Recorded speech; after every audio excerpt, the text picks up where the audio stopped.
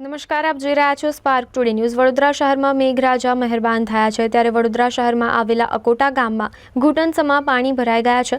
અકોટા ગામના મુખ્ય માર્ગ બંધ થઈ ગયા છે અને ત્યાંના સ્થાનિક લોકો તારાપો લઈને ફરતા નજરે પડી રહ્યા છે।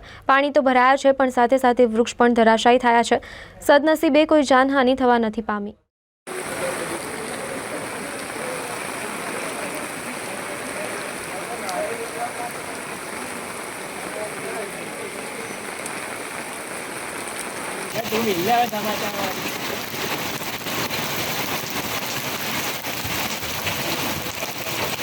તોફાની વરસાદ